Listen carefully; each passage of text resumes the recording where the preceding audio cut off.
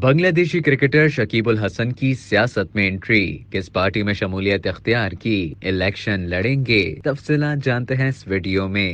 بنگلہ دیش cricket team کے کپتان شکیب الحسن نے باضابطہ طور پر سیاست میں قدم رکھ دیا اور ان کی جانب سے حکمران جماعت عوامی لیگ کی طرف سے 7 جنوری کو الیکشن لڑنے کا امکان ہے۔ بنگلہ دیشی اخبار ڈھاکہ ٹریبیون کی رپورٹ کے مطابق شکیب الحسن نے عوامی لیگ کے ٹکٹ سے انتخابات میں حصہ لینے کے لیے 3 حلقوں کے لیے نامزدگی فارم جمع کرائے ہیں۔ بنگلہ دیشی کپتان نے عوامی لیگ کے دفتر سے ہفتے کی صبح فارم حاصل کیا۔ چھاترا لیگ کے سابق جنرل سیکرٹری صدیق نظم العالم، جو عوامی لیگ کے لیے ڈھاکہ ڈویژن کے نامزدگی فارم فروخت کرنے والے بوتھ پر موجود تھے، انہوں نے کرکٹر کے سیاست میں آنے کی تصدیق کی۔ رپورٹ میں مزید بتایا گیا کہ شکیب الحسن کے اہل خانہ کی جانب سے نامزدگی فارم بھی جمع کرائے گئے ہیں۔ بنگلہ دیشی میڈیا کے مطابق اس سے قبل بھی گزشتہ انتخابات میں بھی کرکٹر شکیب الحسن کے حصہ لینے کی خبریں سامنے آئی تھی، لیکن انہوں نے اس وقت سیاست میں آنا مناسب نہیں سمجھا تھا۔ دوسری جانب عوامی لیگ کے جوائنٹ سیکرٹری جنرل بہاؤالدین نسیم نے بھی خبر ایجنسی AFP کو بتایا کہ شکیب الحسن نے ہفتے کے روز پارٹی سے 3 حلقوں سے الیکشن لڑنے کے لیے نامزدگی فارم لیے۔ انہوں نے اپنے ملک کی کرکٹ ٹیم کے کپتان اور آل راؤنڈر شکیب الحسن کی پارٹی میں شمولیت کا خیر مقدم کرتے ہوئے کہا کہ وہ ایک مشہور شخصیت ہیں اور ملک کے نوجوانوں میں ان کی بہت مقبولیت ہے۔